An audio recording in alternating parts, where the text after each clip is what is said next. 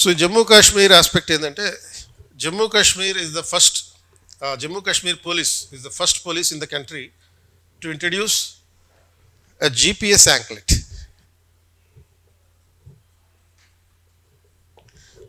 ఈ GPS anklet అనే దీని గురించి ఎందుకు అంటే దీనికి టెర్రర్ ఫండింగ్కి సంబంధం ఉంది కాబట్టి.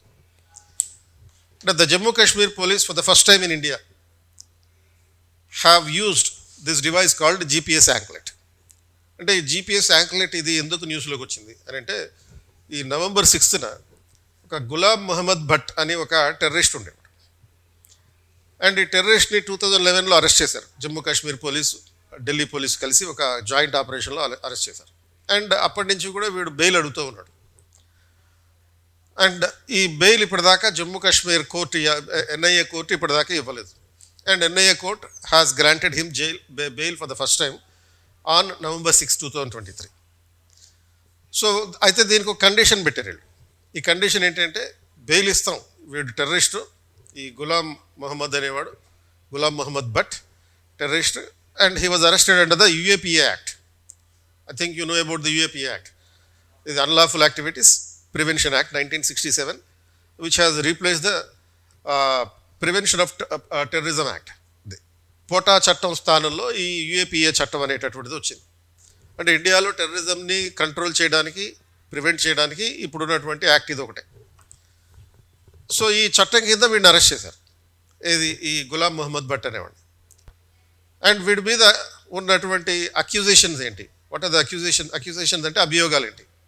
హవాలా ఆపరేషన్ చేస్తాడు. హవాలా ఆపరేషన్స్ అంటే ఏంటి? ఇట్లా ఇంటర్నేషనల్ ఏజెన్సీస్ నుంచి డబ్బులు తీసుకొచ్చి ఇండియాలో అంటే పర్టికులర్గా జమ్మూ కాశ్మీర్లో ఉన్న టెర్రరిస్టులకి డబ్బులు ఇస్తాం. దీనికోసం ఒక ట్రాన్సాక్షన్ పెడతాడు అనమాట.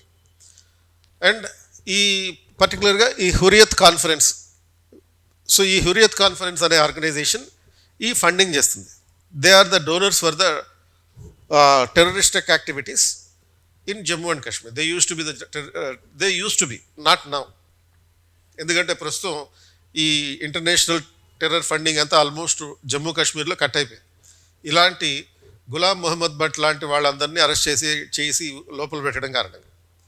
అయితే NIA court, Jammu Kashmir NIA court ఇప్పుడు ఏమి తీర్పు ఇచ్చింది అంటే ఈ గులాం మొహమ్మద్ అనే వాడికి బెయిల్ ఇవ్వండి, పాపం ఎవరైనా పాత బాకీలు ఏమైనా ఉంటే వాడు తీర్చుకుంటాడు, ఇంకేమైనా టెర్రరిస్ట్ యాక్టివిటీస్ మిగిలిపోతే వీడు ఇంకా ఓన్లీ డోనర్ యాక్టివిటీ అండ్ హవాలా ఆపరేషన్దే కాకుండా ఈ నార్కోటిక్స్ వ్యాపారంలో కూడా ఉంటాడు. అంటే ఈ నార్కోటిక్స్ అంటే ఏంటి? ఈ డ్రగ్స్ వ్యాపారం కూడా చేస్తుంటాడు. ఆ డ్రగ్స్ నుంచి వచ్చే డబ్బులు కూడా టెర్రరిస్టులకు ఇస్తాడు. అది సో దీనికోసం కొన్ని NGO ఆర్గనైజేషన్స్ పెట్టేటవాడు. NGO ఆర్గనైజేషన్స్ పెట్టి ఈ హురియత్ కాన్ఫరెన్స్ నుంచి వచ్చే డబ్బులు, మరి హురియత్ కాన్ఫరెన్స్కి డబ్బులు ఎక్కడి నుంచి వస్తాయి?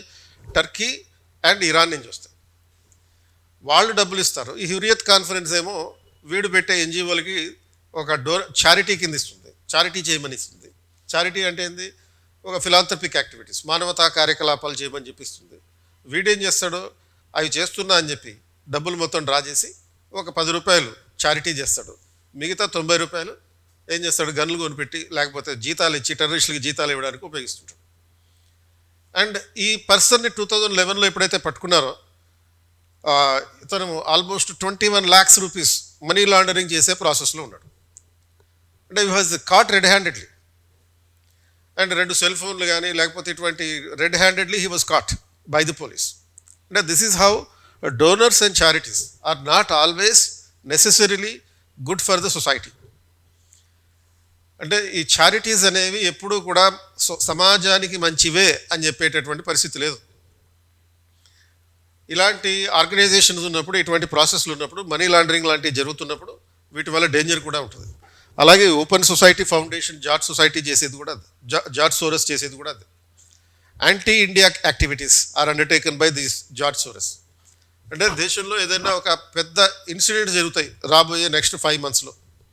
ఇప్పుడు సంథింగ్ లైక్ మణిపూర్లో కొన్ని అల్లర్లు జరిగినాయి, దాని వెనకాల వీడి ఫండింగ్ ఉందని చెప్పి అంటారు చాలామంది.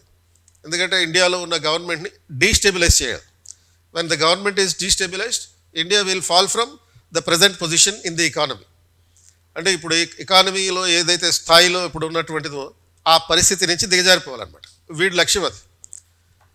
సో అట్లా యాంటీ నేషనల్ యాక్టివిటీస్ కోసం కూడా ఈ funding and donors and charities will be working.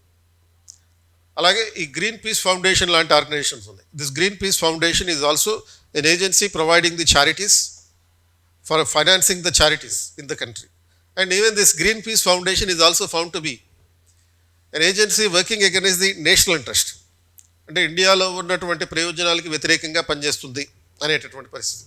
So ఈ భట్ అనేవాడికి, మొహమ్మద్ భట్ అనేవాడికి GPS ట్రాకర్ కట్టి వాడికి బెయిల్ ఇచ్చారు. ఫస్ట్ టైం ఇండియాలో జరిగింది. అంటే యాంక్లెట్ అంటే ఏంటి, మామూలుగా ఒక కాలికి కట్టుకునే కడియల్లాగా ఉంటుంది అనమాట. సో యూజువల్గా ఈ anklets, what is this GPS tracker, మామూలుగా మమ్మల్ని GPS ట్రాకర్ అంటాం. ఇప్పుడు కొత్తగా వస్తున్న కార్లలో ఉంటాయి కదా ఆ GPS ట్రాకర్లు, అలాంటి ట్రాకర్స్. లేకపోతే కుక్కలకు కూడా కడుతుంటారు కొన్నిసార్లు ఈ GPS ట్రాకర్స్ అనేవి. అండ్ ఇప్పుడు కేరళలో అడవులు తగ్గిపోతున్నాయి కాబట్టి ఏం జరుగుతుంది, ఈ యానిమల్స్ అన్నీ రోడ్ల మీద పడుతున్నాయి. సో కాబట్టి ఫారెస్ట్ ఆఫీసర్లు ఏం చేస్తున్నారంటే ఇలాంటి రోగ్ ఎలిఫెంట్స్ ఉంటాయి. రోగ్ ఎలిఫెంట్స్ అంటే ఏంటి, కట్టు తప్పి రోడ్డు మీదకి వచ్చేవి అనమాట. రౌడీ టైప్ ఎలిఫెంట్స్ అన్నట్టు, ఊర్ల మీద పడి ఊర్లను నాశనం చేసే టైప్. సో అటువంటి రోగ్ ఎలిఫెంట్స్ కూడా ఈ ట్రాకర్స్ కడుతున్నారు. So that they can identify the movement, they can track the movement of these animals. So అలాగే ఈ టెర్రరిస్ట్కి కూడా ఈ యాంక్లెట్ కట్టారు. అండ్ ఈ న్యూస్ వచ్చినప్పుడే అనుకున్నాను నేను, ఇక హ్యూమన్ రైట్స్ యాక్టివిస్టులు యాక్టివేట్ అయిపోతారని చెప్పి. ఎందుకంటే మరి ఇది మానవ హక్కుల ఉల్లంఘన. ఎందుకంటే 1978 మేనకా గాంధీ కేసు ప్రకారం, 1978లో Maneka Gandhi versus Union of India కేసులో ఇచ్చిన జడ్జిమెంట్లో ఏం చెప్పారు, right to freedom of moment is a fundamental right to life అని చెప్పారు. అది freedom of moment it's a part of the an inherent element of the freedom of life, right to life, జీవించే హక్కులో భాగం. మరి ఏ చట్టాల ప్రకారం నువ్వు ఈ రకంగా యాంక్లెట్స్ కట్టి లేకపోతే బేడీలు వేసి ఒకరిని అరికడతావు, బెయిల్ ఇచ్చినండి నువ్వు అట్లా చేస్తావు అని వీళ్ళ ఈ హ్యూమన్ రైట్స్ యాక్టివిస్టులు వాళ్ళు మొదలుపెట్టేశారు. సో ఇప్పుడు ఇదేమి ఇండియాలో కొత్తగా డెమోక్రసీ అన్డెమోక్రటిక్ యాక్షన్ కాదు. ఇది ఇలాంటి సిస్టమ్స్, ఇటువంటి టెక్నాలజీస్ ఉండాలి, మంచిదే. Already south Africa, New Zealand, United states, United Kingdom, అలాగే మన మలేషియా, ఇలాంటి దేశాలన్నింటిలోనూ ఈ GPS యాంక్లెట్ ట్రాకర్స్ కడుతున్నారు ఈ ఖైదీలకి. దీనివల్ల అడ్వాంటేజ్ ఏంటి అంటే జైళ్ళలో ఇప్పుడు ఉండాల్సిన దానికన్నా 3 times ఎక్కువ మంది ఈ అండర్ ట్రయల్ ప్రిజనర్స్ ఉన్నారు. అండర్ ట్రయల్ ప్రిజనర్స్ అంటే ఏంటి, ఈ పూర్తిగా కేసు అక్యూజ్డ్ ఎవరైతే ఉంటాడో వాడి మీద పూర్తిగా కేసు నిరూపించబడకుండా, కేసు నమోదైంది కాబట్టి వాడిని జైల్లో పెట్టి ఉంచుతారు. వాడు ఈ లోపల బెయిల్ తెచ్చుకుని బయటికి రావచ్చు. కానీ వీళ్ళలో చాలామందికి బెయిల్స్ రావు. ఇప్పుడు ఆ మధ్యన నరేష్ సినిమా ఒకటి వచ్చింది, అల్లరి నరేష్ సినిమా ఒకటి, ఇది నాంది అనే సినిమా. దాంట్లో కూడా ఈ కాన్సెప్ట్ గురించి చెప్తాడు. అదే the number of under trial prisoners in the jails are more in number than the actually who are being impose with the imprisonment. అంటే అసలు ఇంప్రిజన్మెంట్ పడిన వాళ్ళకన్నా 2/3 ఎక్కువ మంది అక్యూజ్డ్ ఉన్నారు, అండర్ ట్రయల్స్ ప్రిజనర్స్ మాత్రమే ఉన్నారు. సో నార్మల్ కేసెస్లో నువ్వు అండర్ ట్రయల్ ప్రిజనర్ లేకపోతే రిలీజ్ అయ్యేవా, నో ప్రాబ్లం. కానీ ఇలాంటి టెర్రరిస్ట్ కేసుల్లో టెర్రరిస్టులని జైళ్ళు ఇట్లా వదిలిపెడతా ఉంటే వాళ్ళు అసంపూర్ణంగా మిగిలిపోయిన పనులన్నీ చేసుకుని వెళ్ళిపోతూ ఉంటారు. కాబట్టి వాళ్ళని వదలకూడదు. ఒకవేళ వదిలిపెడితే ఇలాంటి యాంక్లెట్స్ అనేవి యూజ్ అవుతాయి. అండ్ దీని అడ్వాంటేజ్ ఏంటంటే ఈ అండర్ ట్రయల్ ప్రిజనర్స్ బర్డెన్ అనేది నార్మల్ ప్రిజనర్స్ మీద పడిపోయింది, ఎక్కువైపోతుంది. కాబట్టి దీన్ని తగ్గించవచ్చు. అండర్ ట్రయల్ ప్రిజనర్కి సపోజ్ ఓన్లీ కాళ్ళకి గట్టే యాంక్లెటే కాదు, బ్రేస్లెట్లు కూడా పెట్టవచ్చు. అది స్టైల్గా ఉంటుంది చూడడానికి కూడా. బ్రేస్లెట్ అంటే చేతికి కట్టుకుంటారు, ఒక ఇలాంటి GPS ట్రాకర్ ఉన్నటువంటి ఒక బ్రేస్లెట్ ఇచ్చేస్తారు, దాన్ని చేతికి పట్టుకోవాలి. అండ్ దీంట్లో ఉన్న ప్రత్యేకత ఏంటంటే దాన్ని తీయకూడదు. తీయడానికి ప్రయత్నించేవంటే వెంటనే ఒక బీపర్ వెళ్తుంది వాళ్ళకి, సెక్యూరిటీ ఫోర్సెస్కి, వచ్చి వెంటనే నేను పట్టుకుంటారు, లేకపోతే షూట్ డౌన్. ఆర్ దీన్ని ట్యాంపర్ చేసేయడానికి కూడా అవకాశం లేదు. Tampering, any practice of tampering will call the police immediately, alert the police immediately.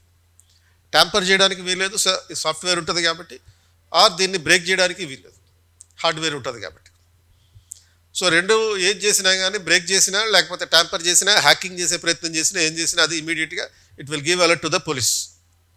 కాబట్టి ఏం చేయొచ్చు అంటే ఈ దేశాల్లో ఇప్పుడు చెప్పిన ఒక లిస్ట్ ఇచ్చాం కదా, అమెరికా, ఇంగ్లాండ్, ఇటువంటి దేశాల్లో చాలామంది అండర్ ట్రయల్ ప్రిజనర్స్కి ఈ యాంక్లెటో లేకపోతే బ్రేస్లెటో ఇచ్చి వాళ్ళ ఇంట్లోనే ఉండమంటున్నారు. ఈ పర్టికులర్ జ్యూరిస్డిక్షన్ దాటకుండా ఉండమంటున్నారు.